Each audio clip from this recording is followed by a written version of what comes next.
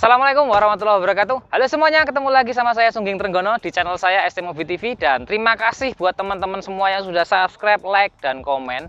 Dan mohon maaf, nggak semua komen saya balas, memang karena posisi dengan kesibukan saya dan kapasitas saya untuk semua harus dihandle sendiri ya.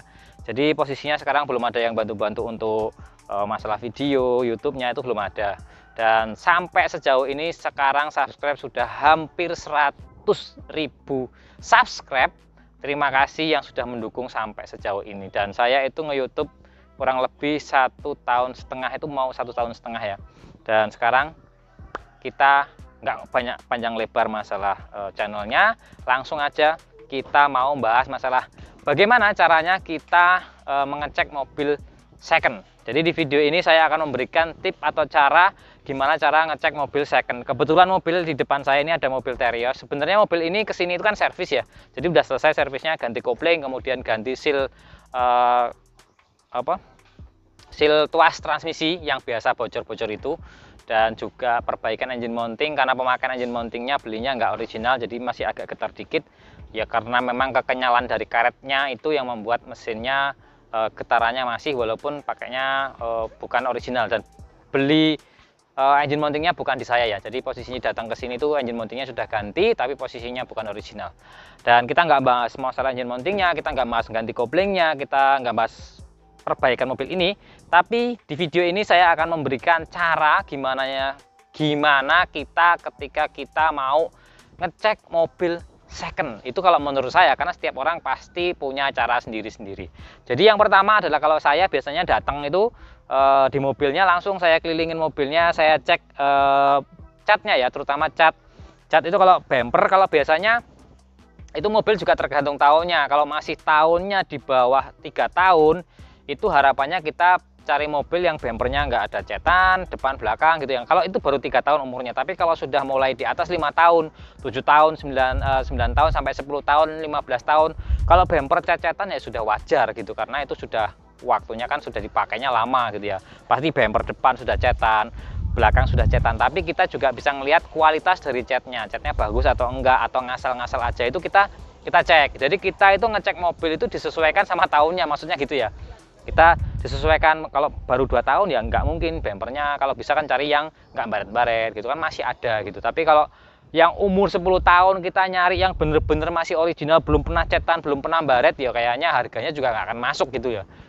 Itu seperti itu. Jadi kita keliling nih, keliling mobil, kita periksa satu-satu seperti ini gitu, kita periksain mulai dari bumpernya seperti ini, kita periksain. Ini sudah sebagai contoh aja ya. Jadi kalau mobil ini memang sudah cetan, jadi ini kita periksain antara bumper sama ini. Terus ini juga sudah pernah nabrak apa enggak samping sini. Pertama pasti saya akan puterin dulu, mendapatkan input dari catnya dulu. Terus kemudian sambil kita ngecek sininya bekas nabrak apa enggak gitu ya. Nah seperti ini nih, udah pernah dempulan nggak atasnya gini. Nah ini nanti jadi bahan saya untuk menyampaikan kepada penjualnya. Seumpamanya ini ya, oh ini bekas nabrak gitu kan, tandanya ini saya kasih tahu ke calon pembeli saya gitu kan, kepada subscriber saya atau kepada teman-teman yang menitipkan mobilnya untuk membelinya lewat saya gitu, pasti akan saya sampaikan ini mobilnya kekurangannya. Mamanya ini ada bekas di sininya dempulan, sininya bekas ininya, sini bos. Itu contoh aja ya. Jadi terus saya keliling gitu mamanya kan, cat-catnya mana aja yang nggak ori, oh cat ini ori, cat ini enggak. Terus kita cek lagi, ini kenapa kok dicat, ini kenapa ori kan gitu. Itu pertanyaan kan jadinya. Jadi kita ini cek, ini dicat itu karena accident atau cuman kalian baret aja gitu. Kita cek, kita cari ada bekas dempul tebal nggak di sini gitu. Kalau bekas dempul tebal kemungkinan bekas accident, tapi kalau nggak ada dempulnya kemungkinan dia kan cuman baret itu aja gitu. Terus setelah kita keliling semua, termasuk dari kaca, terutama kaca sini ini pernah bongkaran apa enggak. Kalau pernah bongkaran pasti pernah accident, intinya seperti itu. Jadi seperti itu. Nah kalau jenengan terima mobilnya bekas accident nggak apa-apa, yang penting ketika kita cek, kita cari kekurangan dari mobil itu. Bodinya pertama kan luar dulu nih, bumper depan, bumper belakang, kaca semuanya kita cek semua. Terus berikutnya kita ngecek bodi juga bagian bawah sini, kita cek semua. Ini accident nggak, biasanya sini kan penyok-penyok, kalau nggak ada push stepnya ini kan biasanya penyok-penyok ya. Kebetulan kalau Terios Rush kan ada split stepnya. Mau seninya Avanza kan nggak ada aslinya. Jadi sini kita cek sini, ini ada penyok-penyok apa enggak, atau sudah pernah cet-cetan ulang, kan kelihatan di sininya ada tutup-tutupnya gitu. Kalau Xenia Avanza itu ada karet-karet tutupnya, itu kita dicat apa enggak gitu. Nah itu seperti itu, kita cek semuanya. Setelah kita cek semua lingkupnya dan ternyata mobilnya masuk, kita lanjut lagi. Kalau nggak masuk kan langsung aja kita tinggal ya, karena umpamanya udah dari sini kita cek udah nggak masuk, ya udah kita jangan dilanjutkan pengecekannya, cukup sekian dan terima kasih kan gitu kalau ngecekannya. Tapi kalau mobil itu dikelilingin semua, dicek semuanya, oh masuk, ini nggak ada kendala, nggak ada masalah, catnya masih oke segala macamnya, dan kita bisa terima. Kalau ada cat-catan ulang dicek, oh ini cuma baret aja mamanya, oh, oke kita lanjut lagi pengecekan yang lain, mulai dari apa, dari depan terutamanya. Nah kita lah baru buka sininya. Ini kalau saya ya, ini versi saya, kalau versi orang kan beda-beda tentunya. Nah kita cek sini, ini nah, kita cek sininya. Ini ada yang bisa membuat apa namanya, body repair. Kalau pernah presiden terus sininya dibuat, sealernya ini dibuat, itu ada yang bisa. Tapi ada juga yang pembuatannya kalau seperti ini kan pembuatannya pakai mesin ya, ini sealernya. Jadi posisinya itu nggak akan sama dengan yang dibuat sama orang, dibuatin gitu, tetap beda intinya kayak gitu. Dan yang bisa ngelihat perbedaannya tentunya orang-orang yang sering sekali ngelihat mana asli dan mana tidak, kan itu bisa membedakan. Tapi kalau intinya adalah, oh ini bekas playat, melihat apa enggak segala macamnya. Terus kita cek bagian ini depan sini, dan kita cek juga kondensor AC depan ini pernah melengkung atau enggak, sudah pernah diganti apa enggak. Kemudian radiatornya juga itu pernah bocor atau pernah ganti atau enggak, itu kita perlu pemeriksaan, jadi periksa gitu. Utama sini ini seperti ini bekas nabrak enggak, seperti ini ya, depan-depan besi-besi depan seperti ini kita cekin semua, termasuk sasis yang di depan sini, terutama depan sini kanan kirinya. Ini kanan kiri ada di video kemarin juga saya sudah sempat videokan Avanza yang pernah nabrak, di sasisnya kena seperti itu ya. Jadi seperti itu kita cek. Terus kemudian setelah kita cek pastiin semuanya ini, kalau ada tabrak tentunya kita nggak akan lanjutkan kan posisinya. Terus berikutnya kalau memang oke, kita lanjut lagi, kita sambil cek ini headlampnya itu pernah bongkaran apa enggak. Karena kalau pernah bongkaran, indikasinya kalau musim tahun muda itu kan pertanyaan kan ya, kenapa mobil baru 3 tahun kok headlampnya sudah pernah dibuka, itu kan jadi pertanyaan. Tapi kalau mobil yang sudah 10 tahun, 15 tahun dibuka ya wajar, cuman kita tinggal ngecek itu keorian dari headlampnya. Karena headlamp yang ori sama enggak itu pasti beda. Dan kita harus tahu headlamp yang ori itu mereknya apa, bentuknya seperti apa, dan perbedaannya seperti apa, karena itu beda ya. Dari pancarannya nanti akan beda antara headlamp ori apa enggak. Nah, kita cek juga seperti ini. Nah itu sudah headlampnya sudah, baru kita cek. Biasanya kalau setelah seperti ini saya cek mesinnya dari apa aja. Bisa dari sininya, bisa dihidupkan. Nah di sini dicek olinya pertama, olinya kapasitasnya oke, cukup. Terus berikutnya kita cek lagi nah ini kita cek apa namanya, dari sini lubang covernya ini, cover valve-nya ini buat ngisi oli. Ini kita buka, ini kelihatan di sininya ada yang ngerak, ada yang enggak, ada yang bening, ada yang kuning. Kalau kuning seperti ini masih oke, mas, nggak masalah ya. Tapi kalau sudah berkerak hitam segala macam itu baiknya dihindarin, karena itu ngaruhnya ke sirkulasi oli. Kalau oli nggak, sirkulasinya nggak bagus, suatu saat nanti kotorannya, keraknya itu rontok, itu bisa membuntui apa ya, menyumbat saluran oli yang di dalam itu kecil-kecil, akhirnya akan aus, mesinnya jadi kasar suaranya, dan itu harus dibongkar mesin, biayanya tinggi. Dan kita itu kan beli mobil maunya kita dipakai, bukan buat diservis ya. Itu sih.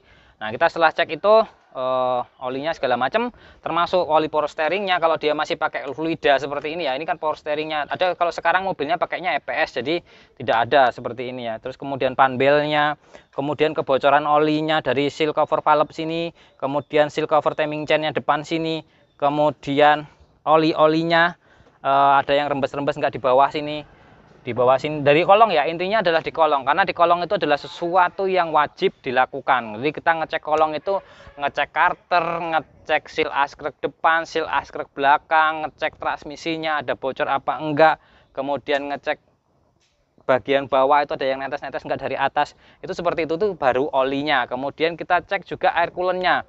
Kalau panas seperti ini ya jangan dibuka ini ya. Nah, kita nyarinya mobil itu posisi waktu pengecekan kalau bisa masih dingin, jadi kita bisa cek. Kalau ini baru tak hidupkan tadi, ini kita buka, kemudian kalau enggak dari sininya juga bisa kelihatan Nah, ininya kerak semuanya. Nah, kalau kerak itu resikonya nanti ketika kita mau ganti coolant, nanti ada resiko sini buntu. Kalau kita nggak selalu rutin cek, kita nggak selalu rutin bawanya itu dengan perasaan, kita harus cek speedometer terus, kita bablas aja, takutnya overheat, panas, akhirnya bongkar mesin separuh. Itu yang saya takutkan. Jadi kita harus selalu kontrol ada di diri kita sendiri juga ketika kita bawa mobil. Dan setelah kita cek air radiatornya oke, nggak ada masalah, kita cek sebenarnya adalah kabel elektrikalnya seperti ini, kabel-kabelnya ini ada yang pernah diputus apa enggak, kemudian ada yang pernah soket-soketnya pada patah apa enggak, seperti ini, baut-bautnya masih oke apa enggak. Kalau baut-bautnya itu masih oke, itu berarti menandakan servisnya mobil itu termasuknya bagus. Tapi kalau enggak, bautnya yang rusak segala macam masih dipasang, apa ada perbedaan baut-baut, itu ya kemungkinan servisnya kurang bagus. Itu untuk bagian mesin ya. Setelah kita ngomongin mesin, kita ngomongin akinya juga, kita cek juga akinya ini masih umurnya berapa lama, karena aki itu biasanya umurnya ada yang setahun, ada yang 2 tahun, ada yang 3 tahun, dan biasanya lebih dari 3 tahun tuh kayaknya udah mulai waktunya jajan. Jadi ini juga harus dicek selalu, karena aki itu nggak mesti ya. Nah, sekarang ada telepon nih. Oke, kita lanjut lagi. Tadi setelah ada telepon, biasa kalau buat video pada waktu siang-siang sini ada telepon segala macamnya, langsung saya angkat. Dan kita sudah selesai di bagian mesin-mesin ini. Kita lanjut lagi ke rem. Jadi gini, rem dan rodanya tentunya ya. Ini kita cek tahun dari bannya tahun berapa, karena untuk ban ini kalau bisa tidak nyampe 3 tahun gitu ya. Karena kalau udah itu biasanya retak-retak sininya ya. Karetnya itu karet bannya rata dan sudah keras gitu. Kalau bisa yang baru setahun, kalau bisa yang baru diganti gitu. Tapi kita maksimalnya di 3 tahun. Kalau untuk tahun mobil-mobil yang maksudnya tahunnya lama, 10 tahun apa 15 tahun umur mobilnya. Dan kita bisa cek piringan cakramnya, baret-baret apa enggak seperti ini. Ini harus dicek ini baret-baret apa enggak, karena ini nanti mempengaruhi sistem pengereman. Kemudian kampas remnya masih berapa tebelnya. Itu nanti kita cek juga kampas remnya itu berapa tebelnya. Kanan dan kiri kita cek juga sama apa enggak seperti itu. Kemudian bagian belakang pun sama ya. Setelah tadi kita ngolong-ngolong bagian bawah itu kan kita sambil ngecek roda depan belakang, itu kita cek semua ada rembes enggak rem belakang kanan kiri. Kemudian ban serep juga jangan lupa kita cek. Dan selain kita ngecek ban serep juga kita bisa ngecek sambil kunci serepnya ada enggak, dongkraknya ada enggak, karena itu kadang kan terlupa dan ternyata mobilnya nggak ada dongkraknya, nggak ada kunci rodanya, itu kan repot. Kadang kan hal sepele tapi saya lupa kadang kan seperti itu, tapi kita saling mengingatkan ya. Jadi itu tadi sudah clear, rem sudah kita cek, termasuk rodanya tahunnya berapa sudah kita cek. Sekarang kita lanjut cek elektrikal. Nah, kalau mesin tadi sudah ya, kayak power steering, kemudian minyak rem. Oh ya, minyak rem juga kita harus cek ya. Minyak rem itu kapasitasnya harus maksimal. Kalau dia udah di minimal, kemungkinan ada bocor ini. Jadi seperti itu. Nah, nanti oke, seperti itu. Kita lanjut lagi untuk pengecekan elektrikal. Elektrikal itu tentunya kita harus ada bantuan teman ya, karena posisinya kita untuk ngecek lampu-lampu depan, umpamanya lampu depan ini dihidupkan, jauh, pendek, segala macamnya. Kemudian lampu sen atau ratingnya berfungsi apa enggak. Nah, seperti ini kita cek kanan kirinya.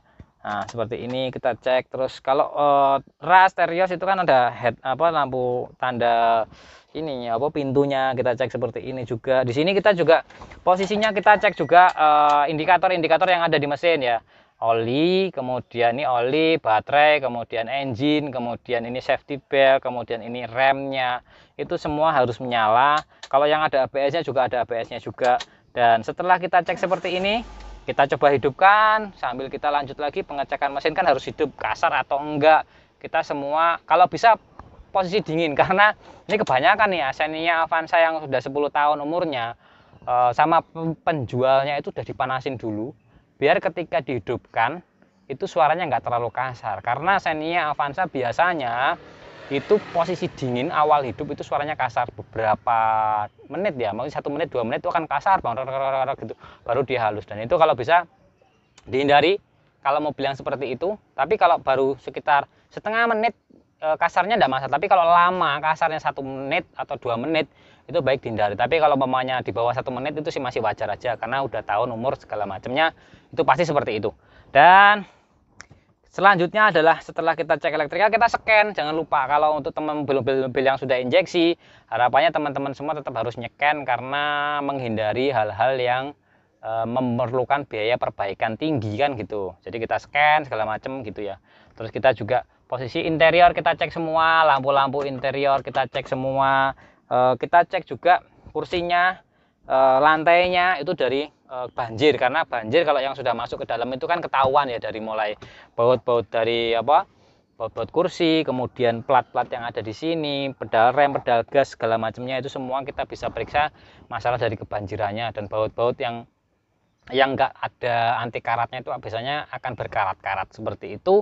Dan kita lanjut lagi pengecekan kilometer. Kilometer itu sebenarnya kalau bagi saya bukan patokan sih, patokannya adalah unitnya bagus apa enggak gitu, karena mobil-mobil sekarang itu rata-rata mobilnya banyak yang diputer-puter lah gitu kilometer itu. Jadi mungkin kilometernya kecil tapi sebenarnya sudah tinggi juga. Nah ini seperti ini kita cek.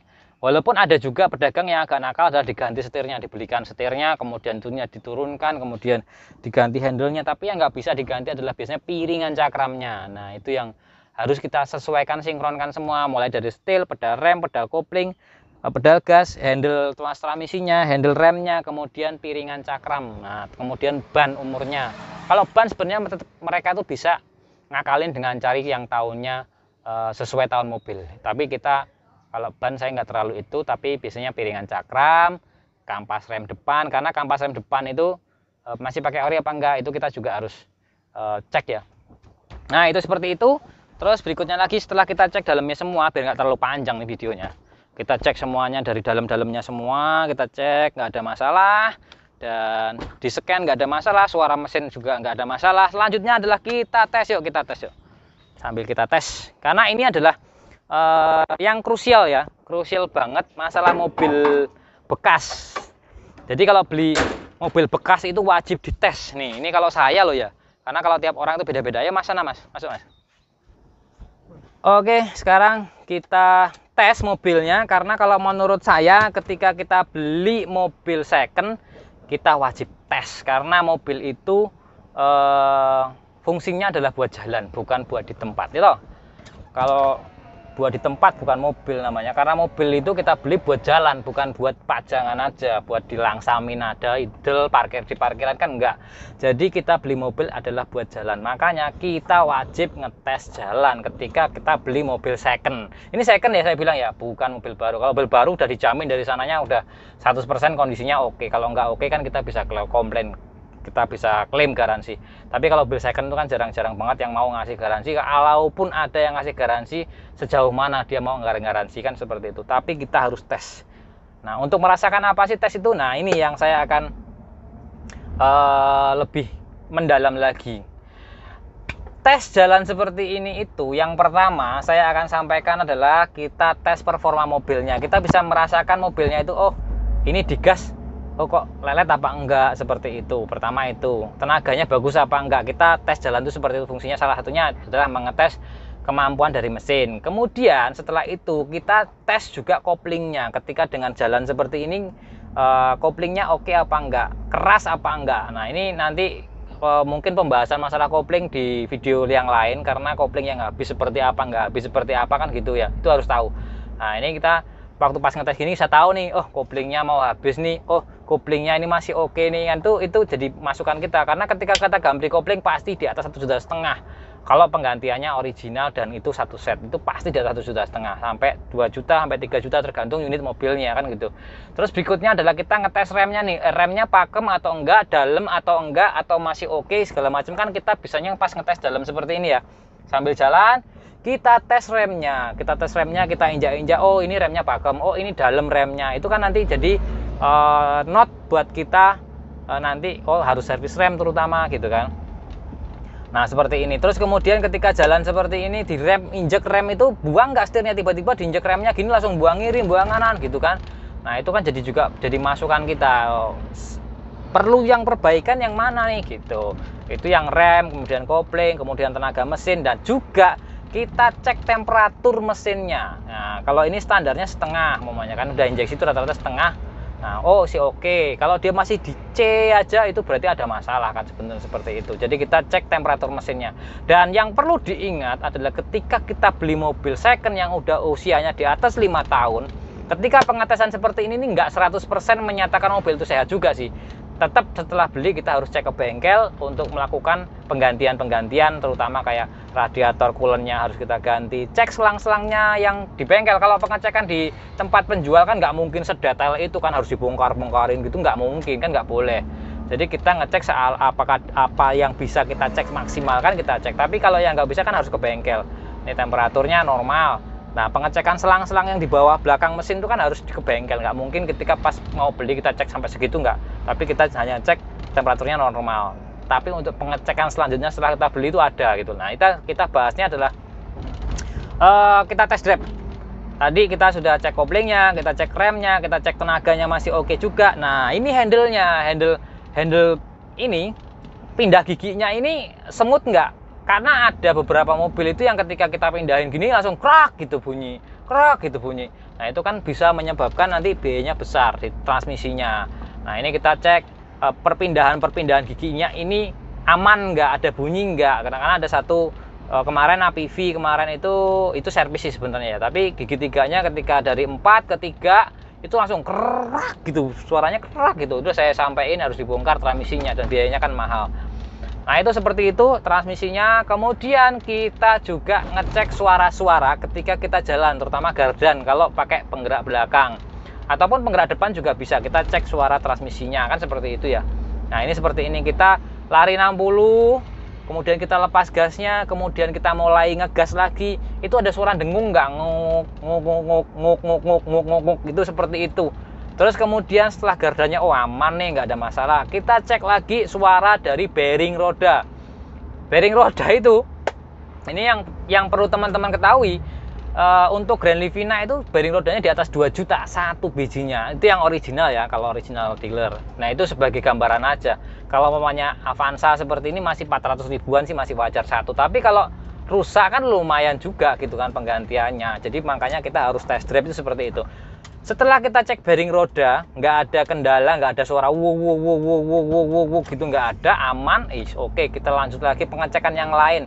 Apa itu pengecekan yang lain? Itu kita ngecek suspensi. Jadi ketika kita setirnya begini-begini, kita belok-belokkan, itu setirnya masih ngikutin mobil nggak, kita kemauan kita, oh setirnya ini berat apa enggak, segala macam itu masih kita tes semua.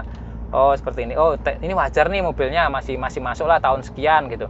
Oh oke nih dinaikinya. Nah, setelah oke, kita udah tes di jalan halus, kita tes kalau bisa cari jalan yang agak rusak dikit karena untuk mengecek bunyi-bunyi suspensi.